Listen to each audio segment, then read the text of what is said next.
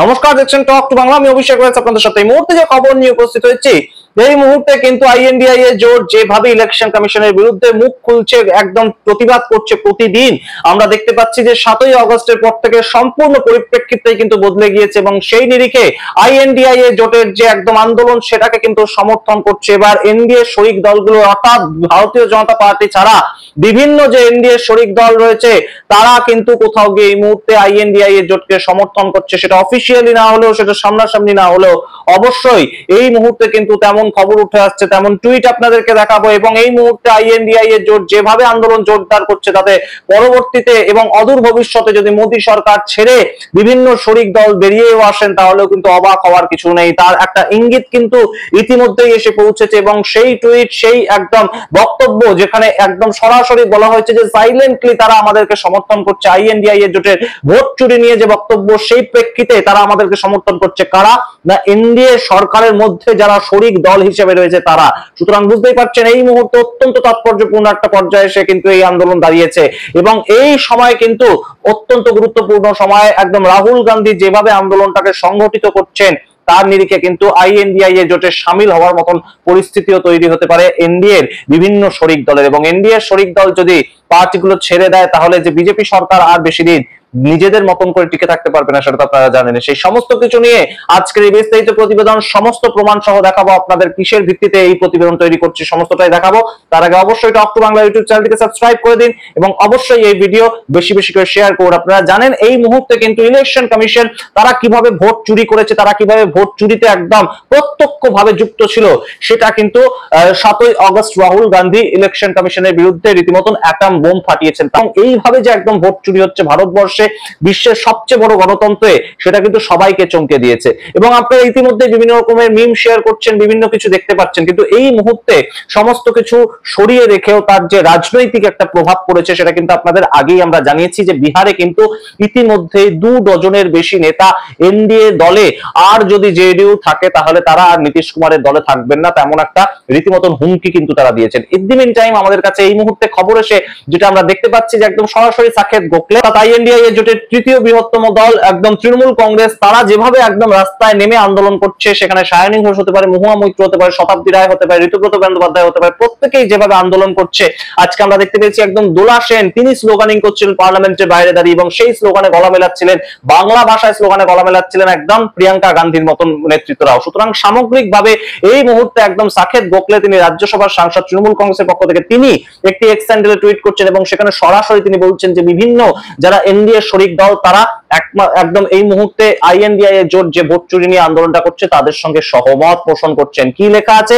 একদম সরাসরি লেখা আছে, দেখুন, without taking any names must disclose that multiple NDA party MPs coming to us in the opposition and thanking us privately for raising the ECI SIR vote চুরি issue. একদম completely কিন্তু এই মুহূর্তে বিভিন্ন ধরনের মাল্টিপল যারা এনডিএ শরিক দল তারা আসছেন এবং সিক্রেটলি আমাদের থ্যাঙ্কস জানাচ্ছেন যে আমরা আন্দোলনটা করছি। এই ইঙ্গিত কার দিকে বুঝতেই পারছেন। এই মুহূর্তে রীতিমতন কিন্তু একটা ইঙ্গিতপূর্ণ মন্তব্য করছেন সাকেত গোখলে। তারপর তিনি কি বলছেন সেই নিয়ে আগে আপনাদেরকে শুনিয়ে দিই, তার পরবর্তীতে আসছে নিয়ে বিস্তারিত কার দিকে ইঙ্গিত করছেন। অত্যন্ত তাৎপর্যপূর্ণ এই এক্স হ্যান্ডেলে টুইট। তারপর তিনি বলছেন, দে আর fear that BJP will use ECI to steal their parties also like they did in Maharashtra. একদম অত্যন্ত তাৎপর্যপূর্ণ কথা তিনি বলছেন যে তাদের যে ভয়, সেটা সম্বন্ধে আপনারা যদি বলেন, তাদের ভয় যে তাদের যে আঞ্চলিক দল তারা হয়তো এনডিএ শরিক দলে আছেন এবং এনডিএ সরকারকে সাপোর্ট করছেন, কিন্তু তাদের যে ভয়টা সেটা কিন্তু তাদের পার্টিকে একদম চুরি করে নেবে, তাদের পার্টির যে ভোট সেটাকেও চুরি করে নেবে,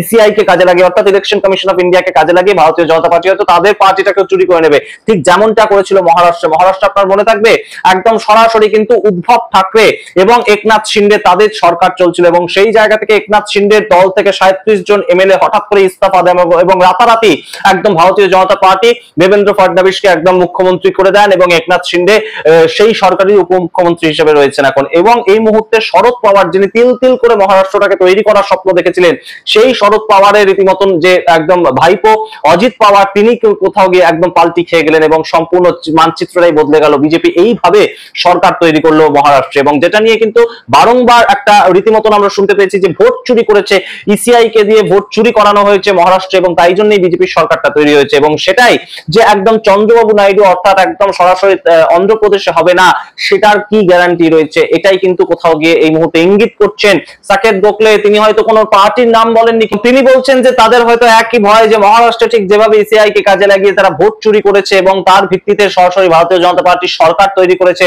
এনডিএ শরিক দল সেই সমস্ত কোনো তোয়াক্কাই তারা করেনি, ভারতীয় জনতা পার্টির সরকার তৈরি হবে, ঠিক সেরকম যে অন্ধ্রপ্রদেশও পরবর্তীতে করবে না ভারতীয় জনতা পার্টি, তার কোনো গ্যারান্টি আছে কি?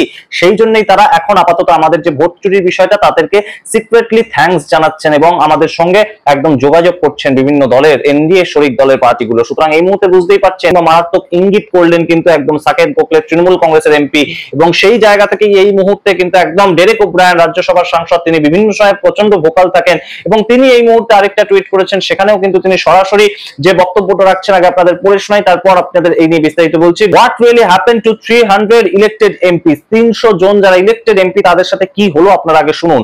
MPs from opposition parties had asked the ECI for an appointment. We were not allowed by Modi and Amit Shah's police to reach the office of the EC, অর্থাৎ ইলেকশন কমিশনের যে একদম office, সেখান থেকে আমরা appointment চেয়েছিলাম, কিন্তু মোদি এবং অমিত শাহের পুলিশ সেখানে আমাদেরকে পৌঁছাতেই দিল না, বরং we were told we were being taken to the EC but instead were hustled into a police station. আমাদেরকে বলা হয়েছিল আমাদেরকে নিয়ে যাওয়া হবে ইলেকশন কমিশনের দপ্তরে, কিন্তু আমাদের যেটা করা হলো জোরপূর্বক একদম পুলিশ স্টেশনে নিয়ে যাওয়া হলো। তারপর তিনি লিখছেন we were released at 2:10 PM, অর্থাৎ একদম 2:10 আমাদেরকে ছাড়া হলো পুলিশ স্টেশন থেকে, so the entire opposition could not reach the parliament on time, এবং যাতে একদম সরাসরি অপোজিশন পার্লামেন্টে পৌঁছাতে না পারে, এবং সেই সময় যে পৌঁছাতে পারলো না অপোজিশন পার্লামেন্টে, যখন তাদের পুলিশ স্টেশনে বসিয়ে রাখা হলো, সেই সময় কি হলো শুনবেন। সেই সময় মোদী সরকার 5টা বিল সিক্রেটলি তারা পাশ করে নিলেন, এবং যেটা নিয়ে মুখ খুলেছিলেন রাজ্যসভায় মাল্লিকার্জুন খাড়গে বিরোধী দলনেতা, তিনি বলছিলেন যে একদম পার্লামেন্ট যখন চলছে এইভাবে একদম ইলেকশন কমিশনের দপ্তরে আমাদের যাওয়ার কথা ছিল,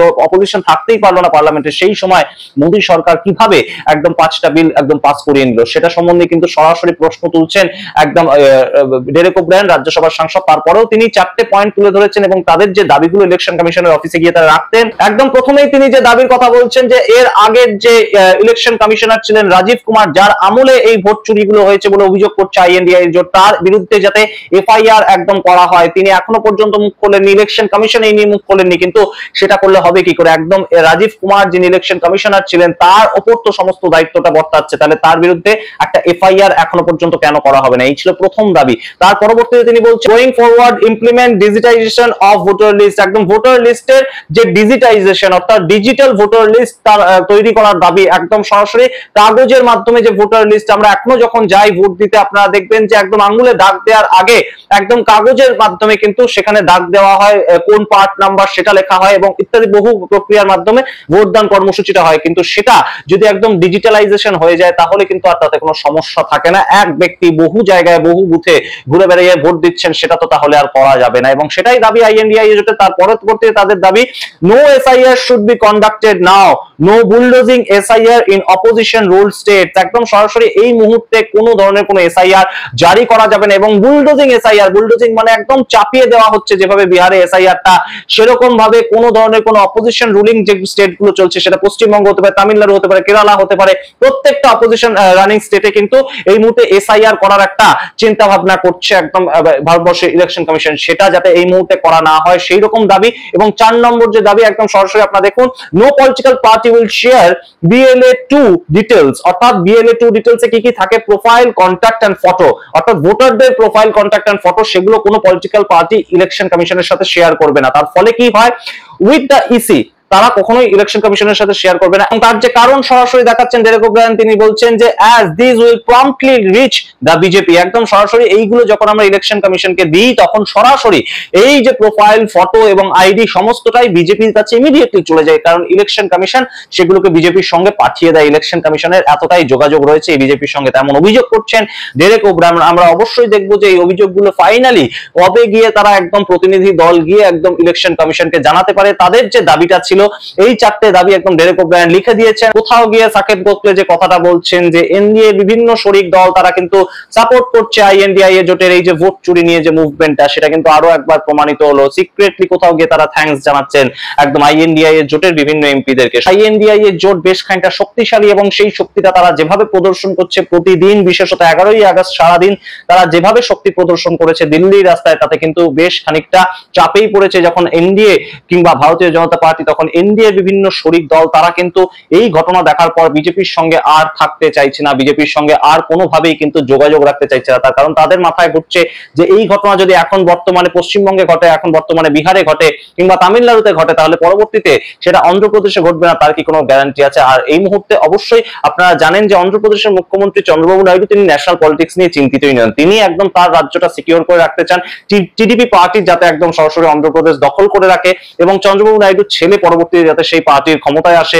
এবং তিনি পরবর্তী মুখ্যমন্ত্রী হন, সেটাই কিন্তু চন্দ্রবাবু নাইডুর একমাত্র লক্ষ্য। এবং সেই জায়গা থেকে বিজেপি কোনো মতেই যাতে ইলেকশন কমিশন অফ ইন্ডিয়া তাদের মাধ্যমে ভোট চুরি করিয়ে একদম মহারাষ্ট্রের মতন সেটাকে দখল করতে না পারে, একদম সরাসরি অন্ধ্রপ্রদেশে যাতে একদম মহারাষ্ট্রের মতন একটা ছবি আমাদেরকে দেখতে না হয়, তাই জন্য কিন্তু হয়তো এই মুহূর্তে ইলেকশন কমিশনের বিরুদ্ধে যে ভোট চুরির অভিযোগে আইএনডিআইএ জোট লড়ছে সেখানে সাপোর্ট করছেন বিভিন্ন দল এবং বিভিন্ন দলের পার্টি এবং যারা কিন্তু এনডিএ সরকারের সঙ্গে যুক্ত।